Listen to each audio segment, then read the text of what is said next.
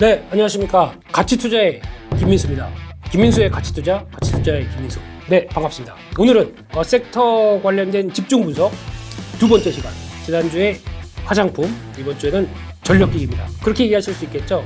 이만큼 올라간 거 왜 또 이렇게 얘기를 하시나. 예, 시장의 주도주입니다. 주도주면 흐름을 분석해야 되겠죠. 주도주는 잘 안 빠집니다. 빠졌을 때 대응할 수 있는 요령 하기 위해서는 공부를 해야겠죠.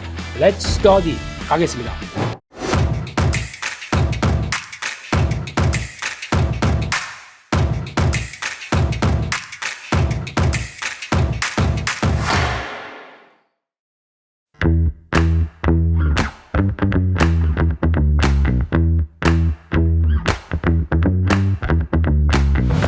전력기기 하게 되면 저희가 보통 많이 얘기하는 게 그냥 변압기 이렇게 많이 얘기합니다. 그래서 변압기만 한정되어 있는 것 같은데 아닙니다. 전력 일렉트로니컬 electrical equipment, 기기 이런 거 문과인데 왜 영어를 못하죠? 죄송합니다. 그쪽에서 봤었을 때 전력기기 하게 되면 이렇게 세 개로 많이 나뉩니다. 그러니까 저희가 알고 있는 변압기는 이쪽에 하나의 그 중에 하나에 불과합니다. 그래서 큰 부류로 보게 되면 전동기라고 그랬죠. 전동기가 뭐냐면은 쉽게 말씀드리면 모터, 전기 에너지를 기계 에너지로. 그래서 전기를 받아다가 왱 하고 돌아가고 이렇게 나오는 게 전동기겠죠.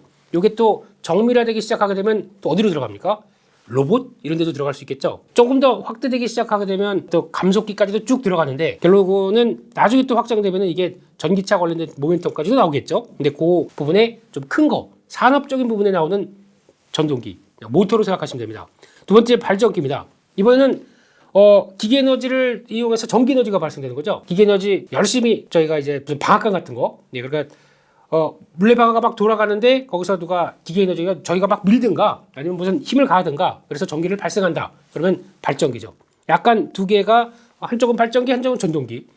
이거 별 중요하지 않습니다. 무슨 법칙 나오고 그래서 무슨 암페어의 법칙 막 나오는데 저는 문과입니다. 죄송합니다. 거기까지 못 갑니다. 네, 마지막으로 변압기. 발생한 전기가 있을 거예요. 그러면 발전기로 가든 전동기로 가든 변압의 그러니까 일정한 전압을 유지해야 되고 거기다가 또 나오는 전류를 바꿔줘야 되고 직류, 교류 이런 쪽도 나오고 그러다 보니까 이런 전압을 변환하는 쪽 이거를 변압기. 그래서 지금 저희는 전력기기 쪽에서 가장 많이 보는 것 중에 하나가 변압기입니다. 이게 지금 가장 또 컴팩트하고 또 너무 넓은 쪽보다는 이쪽이 중심이 돼서 움직이다 보니까 전력기기 하게 되면 변압기를 많이 보고 추적하고 그에 따른 실적들을 많이 체크한다라고 보시면 될 것 같은데 변압기에서도 두 개가 있습니다. 일단 승합이 있고 강압이 있습니다. 너무 강압적인가요? 죄송합니다. 승합은 쉽게 말씀드리면은 약간 대형 변압기죠. 압력을 쭉 올려야 됩니다. 그러니까 압력을 내리는 것보다 압력을 내리는 거 강압, 압력을 올리는 건 승합. 압력을 올리는 게 되게 어렵대요. 그럴 때는 대형 변압기가 좀 필요하고 거기 들어가는 부자재나 여러 가지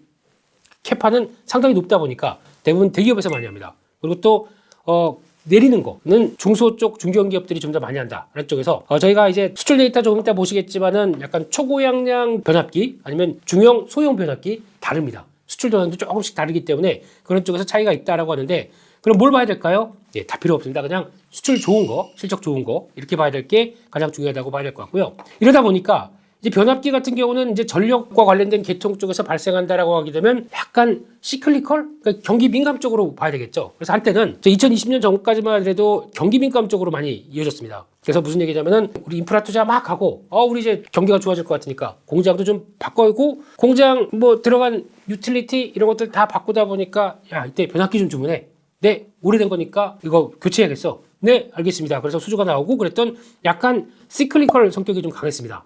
그런데 지금은 요게 한 사이클이 과거 1990년대부터 쭉 이렇게 변동이 나오겠죠. 끝나고 한 2020년대 들어서면은 요게 뭔가 바뀌기 시작합니다. 뭐냐면 특수성이라고 하는 부분들이 확인되면서 레벨업을 붐업을 쫙 시키기 시작합니다. 첫 번째, 저희가 가장 많이 얘기하는 것 중에 두 가지 화석연료 됐다. 어떤 신재생 에너지 쪽으로 가자라고 해서 글로벌 붐이 나오기 시작합니다. 그게 뭐 ESG 관련된 쪽에서 친환경에 대한 여러 가지 얘기들 나오면서 가장 먼저 뭐 했습니까? 신재생 에너지가 들어오기 시작하죠. 태양광, 풍력 이런 쪽으로 발전을 많이 하게 되면 전기를 발전해서 담아두면 뭐합니까?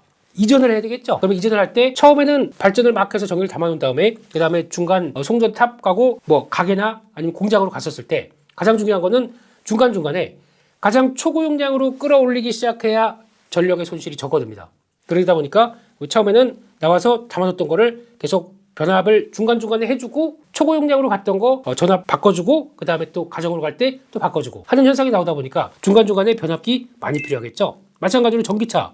저희가 전기차를 얘기하는데 저희가 보통 요즘도 뭐 전기차 수요 좀 안 좋다 안 팔린다 얘기를 하는데 중요한 거는 제가 보기에는 충전기가 제대로 안 돼 있어서 그렇습니다. 충전 시스템이요. 근데 충전 시스템도 뭐냐면은 그거죠. 완충 이렇게 꼽고 4시간 동안 차 안에서 일하고 있을까요? 한국인입니다. 절대 못합니다. 그러면 하고 내연기관과 똑같이 가려면은 아저씨 여기 만땅이요.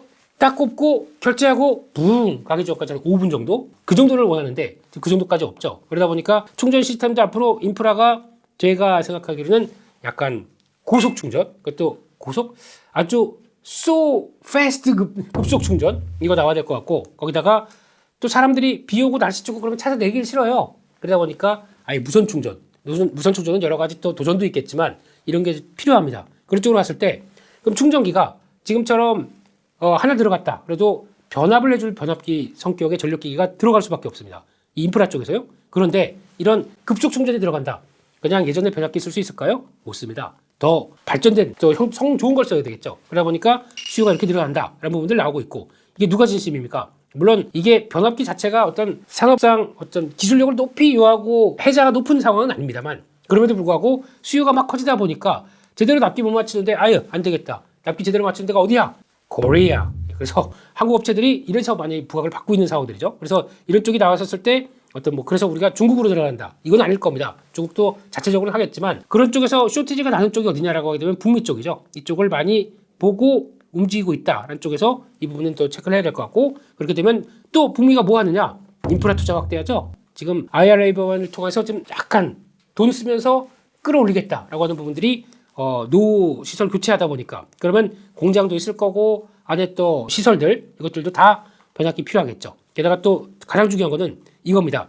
미국의 리쇼어링. 그래서 미국으로 와라. 우리한테 공장을 지어라. 그럼 우리가 충분히 그에 따른 성과를 보상해 주겠다. 라는 쪽으로 보조금 막 주고 그러죠. 그러면 각국 특히 우리나라 같은 경우도 지금 들어가는 게 배터리 업체들 다 미국 가기 시작해서 공장 짓죠. 또 뭐 들어갑니까? 자동차 쪽도 현대차 들어가기 시작하죠. 또 뭐 있죠? 반도체 쪽도 들어가죠. 이런 회사들이 다 들어가서 거기서 공장을 짓는다. 공장에는 변압기 그냥 크고 넉넉한 거 웅장한 거 한 개만 있으면 돼. 이럴까요? 그 넓은 공장에서 많이 들어가겠죠. 이게 한국만 이렇습니까? 다 일본 기업, 대만 기업 다 이런 식으로 관심이 높죠. 그러면 미국은 이래서 미국의 경제가 지금 돌아가고 있는 거죠. 이 리쇼어링 정책 때문에. 그렇게 되면 거기에 따른 수혜가 이렇게 돼 있다 보니까 전력기기 관련된 쪽들이 상당히 양호하다. 이렇게 정리를 내릴 수 있을 것 같습니다. 그럼 다음 그림을 보겠습니다. 변압기 수출 동향인데요. 한때 과거 사이클을 한번 잠깐 볼게요. 과거에 한 2000년대 중반 때는 약 한 2004년, 2010년 저희가 보통 전력기기 관련돼서 사이클을 약 보통 과거로 추정하게 되면 2년에서 한 5년 정도로 봅니다.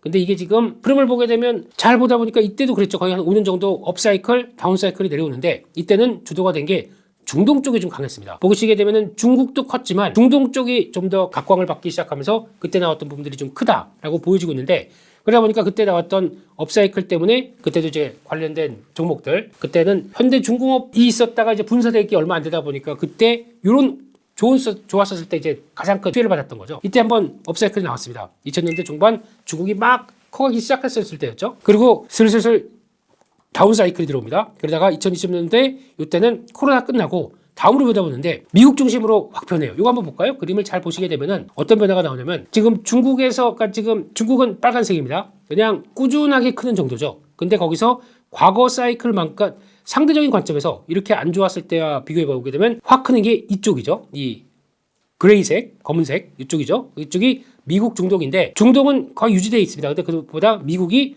훨씬 더 많이 커 있죠.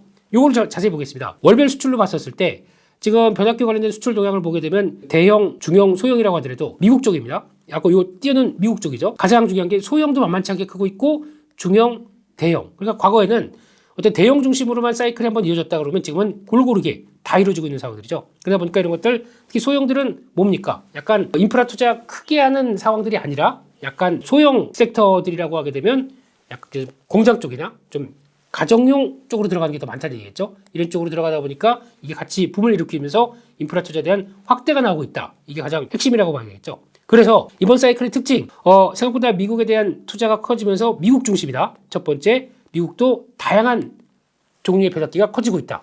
두 가지입니다. 이렇게 가기 시작하게 되면요. 그럼 다음 그림을 한번 보시면서 지금 상태가 이렇게 커지고 있으면은 당연히 가격이 올라갑니다. 미국에서 충분하게 전력기기를 만질 수 있는 시설들이 돼 있고 거기에 변압기 업체들이 충분히 갖춰져 있다. 아니면 원래는 저 멕시코 쪽에 많이 갖춰져 있었어요. 그렇게 영업이익을 해봐야 영업이익률이 OPM이 거의 한 자리 숫자대 왔다 갔다 하는 회사들 쭉 많았거든요. 인력으로 인해서 먹고 사는 회사들이 있었는데 이런 회사들이 갑자기 이렇게 커지다 보니까 수요가 많다 보니까 빨리 주문해줘 이런 상황이 됐었을 때 수요는 멕시코 쪽에서는 그래 주문할게. 근데 멕시코는 뭡니까? 다 아시죠? 낮잠도 자야 되고 그리고 주문 왔어? 일 좀 할까? 퇴근 시간이네? 아디오스 이러고 지금 가버리죠. 이런 상황이 되다 보니까 납기를 잘 못 맞춥니다. 급한데 화났죠. 안 되겠다. 여기 없나? 그래서 샘플 좀 보내주세요. 코리아 샘플 보냈더니 와 납기 맞출 수 있습니까? I'll be perfect 이렇게 얘기를 하죠. 그러다 보니까 완전 수주가 잘 되기 시작하고 그걸 그대로 납기를 맞추고 그렇게 계속 늘어나는 거죠. 이런 상황이 되다 보니까 수요가 늘어난다라고 하게 되면 지금 이 그림이 뭐냐면은 PPI 다 아시죠? 생산자 물가지수입니다. 그러니까 미국의 전력기기 관련된 쪽에서 생산자 물가지수가 강하게 움직이는 부분들 이게 확인이 되다 보니까 이게 수요가 늘어나면서 가격 공급이 충분히 안 되다 보니까 이것에 따라서 가격은 쫙 올라가게 됩니다. 과거 한번 보시죠. 과거 때보다 벌써 거의 2배 가까운 레벨업이 된 상태고 월별로 본다고 하더라도 꾸준히 올라가는 모습들이 나오죠. 이런 게 확인되다 보니까 일단 P가 올라갑니다. 아까 말씀드렸듯이 Q는 여러 가지 특성이 때문에 계속 수요가 증가합니다. P와 Q가 다 좋아지는데요. 그럼 당연히 전력기기는 실적이 좋아질 수밖에 없겠죠. 이게 지금 나오는 상황이 됩니다. 그래서 그걸 또 잘 보여주는 게 뭐냐면은 미국의 업체 중에서 퀀타 서비스라고 있습니다. 이게 뭐냐면 미국에서 전력기기 유틸리티 관련된 EPC 업체가 관련돼서 직접적으로 어떤 건설 이쪽을 행하는 업체죠. 여러 가지 서비스를 하는 업체들이 수주 잔고를 보세요. 토탈 백로그인데 부킹 얘기하는 겁니다. 그러니까 수주 잔고를 얘기하는 겁니다. 수주 잔고를 보게 되면 최근 들어서 2020년도부터 나왔던 수주 잔고가 훨씬 더 지금 쭉 올라가면서 거의 률만 보게 되면 성장률이 45%까지 올라오기 시작하죠. 그러면서 쭉 올라온다. 상대적으로 와우 엄청나게 올라오는 변화가 나오기 시작하는 거죠. 이렇게 되면은 이런 유틸리티 업체가 이렇게 수주 잔고가 올라오는데 그럼 우리 건설해야지. 잠깐만 우리 변압기 주문해야 돼. 똑같이 나오겠죠. 지금 HD 현대일렉트릭이 수주 잔고가 40억 달러가 넘는다고 얘기를 하는 것처럼 이 정도의 강한 수주 잔고가 나오는 거는 이런 미국의 변화가 있어서 이런 거다라고 보셨으면 좋겠고요. 마지막으로 보겠습니다. 변압기 수출 단가와 금액이 어떻게 돼가느냐. 아까 말씀드렸던 소형 변압기 또 약간 소형에서 약간 중형 쪽 넘어가기 전 단계 대부분 가 커버하죠. 이런 쪽들이 지금 보게 되면은 수출 금액과 아까 말씀드렸듯이 금액은 P 곱하기 Q라고 말씀드렸습니다. 가격 올라가고 있고 금액 자체가 올라간다는 얘기는 Q도 받쳐준다는 얘기겠죠.